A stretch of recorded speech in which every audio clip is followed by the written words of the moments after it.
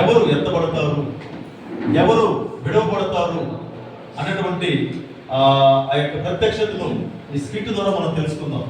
ఇక్కడ ఇద్దరు చూశారంటే వాళ్ళు తిరగలి విసురుతా ఉన్నారు గోధుమలతో. ఇంకొక ఇద్దరు మంచం మీద కూర్చొని దేవుని యొక్క మాటలు చెప్పుకుంటున్నారు. మరొక ఇద్దరు చూడండి పొలంలోకి వెళ్ళి పని చేసుకుంటున్నారు. వీరిలో ఈ హార్దిలో చూడండి ఎవరు ఎత్తబడతారు, ఎవరు విడబడతారు, విడబడిన తర్వాత వాళ్ళ పరిస్థితి ఎలా ఉంటుంది అనేటువంటి ఒక మంచి ప్రత్యక్షత ఈ స్కిట్ ద్వారా మనం తెలుసుకుందాం. హల్లెలూయా.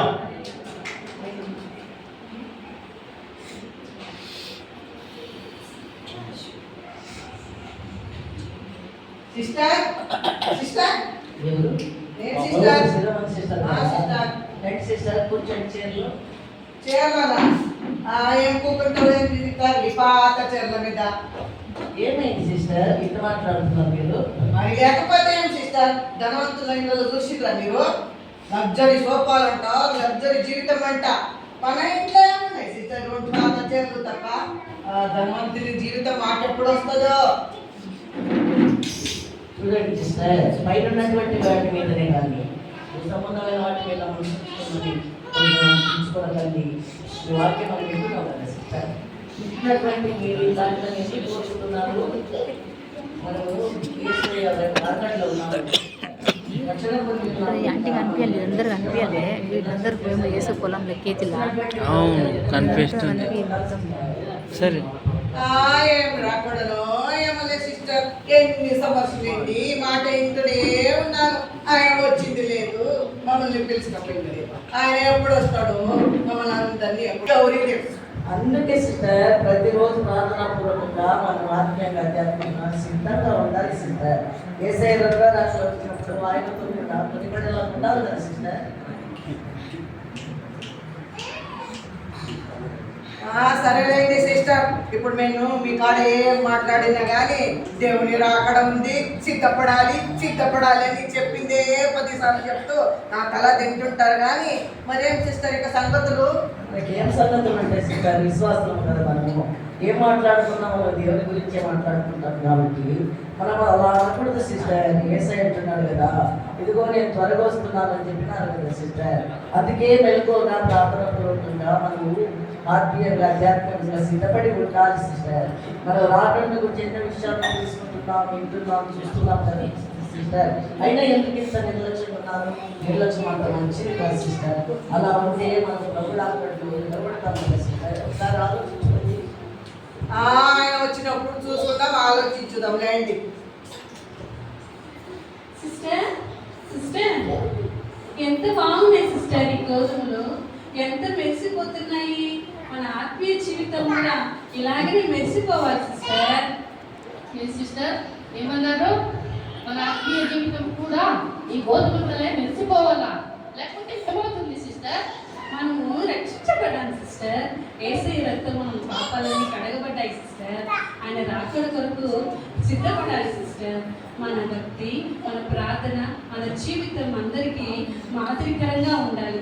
ఈ గోధుమ వలె కాంతిమయంగాను ఉపయోగకరంగా సాక్షి కలిగి ఉండాలి.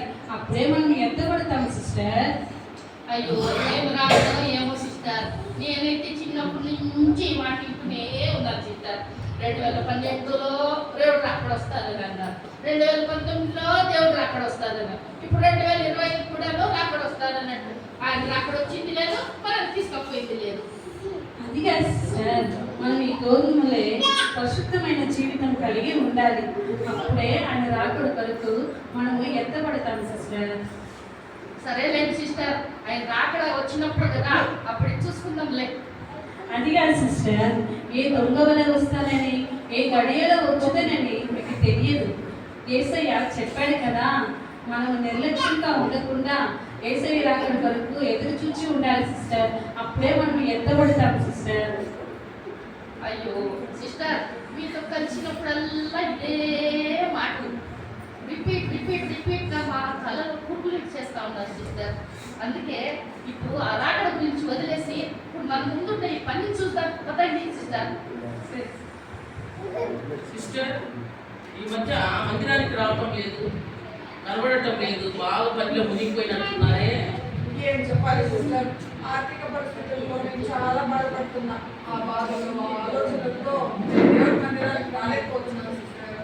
బాధపడకండి సిస్టర్. అంత్య దినాల్లో మేము ఉన్నాం కాబట్టి కరువులు భూకంపాలు కలుగుతుంటవి అని దేవుని వాక్యం చెప్తున్నది కదా సిస్టర్. అవునా సిస్టర్? అవును. నేను ఎంత కష్టపడినా ఫలితమే లేకుండా పోతుంది సిస్టర్. ఏం చేయాలో ఏమో నాకు సిస్టర్. అది కాదు సిస్టర్, దేవుని రాజ్యాన్ని నీతి వెతికినప్పుడు ఆయన సమస్తం అనుగ్రహిస్తాడనే వాక్యం మనకు చెప్పబడింది కదా సిస్టర్. వేదన కాలము సమీపించిందని దేవుని వాక్యం మనతో మాట్లాడుతున్నది కదా సిస్టర్. సరేలే సిస్టర్, ఆయన వచ్చి నా సమస్యలన్నీ తీర్చిన తర్వాత ఆయన గురించి ఆలోచిద్దాంలే సిస్టర్. ఆయన రాకడ గురించి కూడా మళ్ళీ ఆలోచిద్దాంలే సిస్టర్.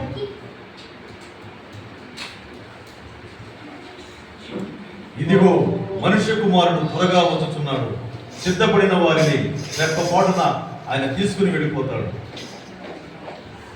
సిస్టర్ సిస్టర్ సిస్టర్ ఎంతమైంది ఎలిజబెత్ సిస్టర్? అయ్యో ఇప్పుడుదాకా నాతోనే ఉన్నది, ఎంతమైంది అంటే ఇద్దరు మనుషులు మంచు మీద ఉంటారు, ఒకరు విడవబడతారు, ఒకరు ఎత్తపడతారన్న వాక్యం నెరవేరిందా? అంటే నేను విడవన్నానా? అయ్యో ఆ సిస్టర్ నాతో ఎన్నో మార్లు దేవుని రాకడ ఉంది, సిద్ధపడాలి అని చెప్పింది. కానీ నేను ఆ మాటలు వినట్లుగా లోకంలో ఉన్న వస్తువుల కొరకు పరిగెత్తుకుని పోతున్నా. అయ్యో ఎంత తప్పు చేశాను. ఈ నా నిర్లక్ష్యమే ఈ లోక శ్రమాలకు నన్ను విడవబడినది. నేను నెలకొకసారి చేసుకున్న ప్రార్థన కూడా వ్యర్థమైపోయింది. అయ్యో ఇప్పుడు నేనేం చెయ్యాలి?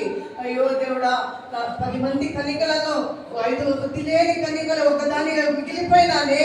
ఈ నా నిర్లక్ష్యమే ఈ 7 ఏళ్ల శ్రమలకు గురికి చేసిందే. అయ్యో నేనేం చెయ్యాలి ఇప్పుడు?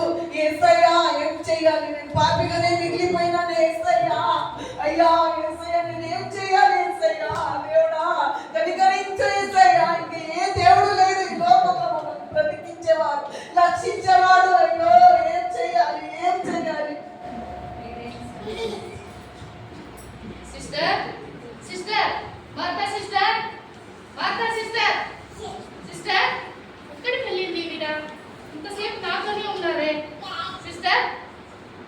అంటే దేవుని వాక్యంలో చెప్పినట్లుగా దేవుని రాకడలో ఇద్దరు తిరగలి విసురుతూ ఉంటే ఒకరు ఎత్తబడతారు, ఇంకొకరు విడవబడతారు అన్న వాక్యం నెరవేరినట్లేనా? అయితే నేను లోకంలో విడవబడ్డానా? అయ్యో నేను లోకంలో విడవబడినానా? అయ్యో నేను ఈ బోధకుల వల్ల ఉపయోగకరంగా జీవించలేకపోయినానా? అయ్యో నా జీవితాన్ని మార్చుకోలేకపోయినానా? అయ్యో నేను సాక్షిగా దేవుని కొరకు బ్రతకలేకపోయినానా? అయ్యో దేవుని రాకడలో నేను నా ఆత్మీయ జీవితాన్ని, నా భక్తి జీవితాన్ని, నా విశ్వాసాన్ని నేను కాపాడుకోలేకపోయానే. అయ్యో ఆ మార్తా సిస్టర్ ఎన్నోసార్లు నాకు వాక్యం చెప్పారు, కానీ ఆ మాటలు నేను నిర్లక్ష్యం చేశాను. అందుకే నేను విడవబడ్డాను, వాక్యాన్ని నిర్లక్ష్యం చేసినందుకే విడవబడ్డాను. అయ్యో ఈ 7 ఏళ్ల శ్రమలకు నేను అప్పగించబడినానా? అయ్యో అయ్యో అయ్యో అయ్యో అయ్యో అయ్యో అయ్యో. సిస్టర్ సిస్టర్ ఇంతదాకా నాతో పాటు పొలంలో పనిచేసింది ఎక్కడ వెళ్ళిందబ్బా? సిస్టర్ అంటే వాక్యం చెప్పినట్టుగా ఇద్దరు పొలంలో పనిచేస్తుండగా ఒకరు ఎత్తబడును ఒకరు విడవబడును అన్న వాక్యం నెరవేరిందా? అయ్యో నేను ఎలా విడవబడ్డాను? అయ్యో అయ్యో నేను ఎలా విడవబడ్డాను ఇలా? అయ్యో దేవుడి ఈ భూమి మీద ఆస్తి సంపద డబ్బు కోసమే ప్రయాసపడ్డాని, దేవుని రాజ్యాన్ని నీతిని వెతకలేకపోయాని. అయ్యో నేనెంత అభాగ్యురాలిని. అయ్యో నేనెంత అభాగ్యురాలిని. నా తోడి సిస్టర్ చెప్పింది, దేవుడిని నిర్లక్ష్యం చేశాను, అందుకని దేవుడి రాజ్యంలో నేను చేరలేకపోయాను. ఎంత అభాగ్యురాలిని నేను. అయ్యో నేనెంత అభాగ్యురాలిని. ఈ 7 ఏళ్ల శ్రమకు నేను అప్పగింపబడుతున్నా దేవా. అయ్యో ఇంకెవరు లేరు నన్ను కాపాడేందుకు దేవా. అయ్యో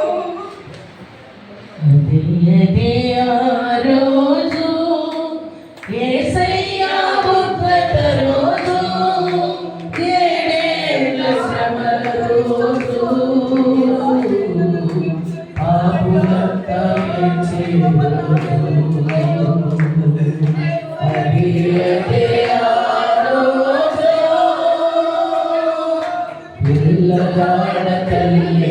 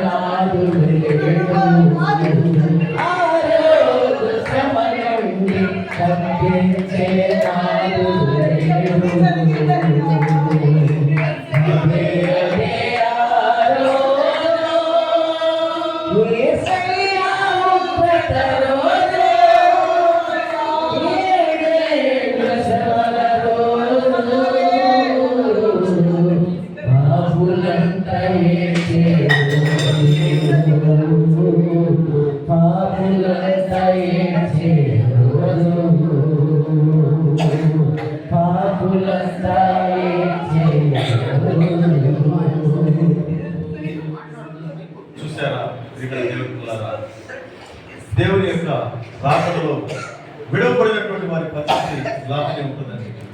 చూడండి, ఇక్కడ 6 మంది కూర్చొని ఉన్నారు. కొందరు దేవుని వాక్యాన్ని వాళ్ళకి బోధిస్తున్నప్పుడు వాళ్ళందరూ ఏం చేశారంటే పెడచెవులు పెట్టారు. అంటే వాళ్ళు బైబిల్లో ఉన్న వాక్యాన్ని నమ్మలేదు. వాళ్ళు నమ్మలేకపోవడం వల్ల people చేస్తారా, నమ్మిన వారు ఏం చేశారంటే యేసయ్యతో కూడా ఎత్తపడ్డారు. నమ్మని వారు ఏం చేశారంటే విడవబడ్డారండి. విడవబడిన వారి పరిస్థితి ఎలా ఉంటుందో తెలుసా? వాళ్ళు ఆత్మహత్య చేసుకోవాలని వెళతారు, కానీ ఆత్మహత్య చేసి వాళ్ళు రాదండి. నీళ్ళు తాగాలనుకుంటారు, నీళ్ళన్నీ రక్తముగా మారి శ్రమలు, 7 ఏళ్ల శ్రమలు వీళ్ళు అనుభవించాల్సిందే. నా ప్రియమైన సహోదరి సహోదరులారా, దేవుని వాక్యం మీకు ప్రకటించినప్పుడు, దేవుని సత్యమైన వాక్యం మీ దగ్గరికి వచ్చినప్పుడు మీరు మారు మనసు పొంది ఆయన రాకడ వరకు పరిశుద్ధంగా వాక్య ప్రకారం జీవించి ఆయన రాకడలో ఎత్తబడే వారుగా ఉండాలి. కానీ పెడచీవులు పెట్టి నిర్లక్ష్య పెడితే ఆ రోజు తప్పకనే వస్తుంది. ఈ శ్రమంలో మనం బలైపోతాం ప్రియమైనట్టుగా. కనుక మీరందరూ రక్షణ పడి దేవుని యొక్క వాక్య ప్రకారం అనుసరించండి. ప్రభు నమ్మకమని ఈ యొక్క స్థితి ద్వారా మనం తెలుసుకున్నాం. ఒకసారి అందరూ గట్టిగా చప్పట్లు కొట్టు.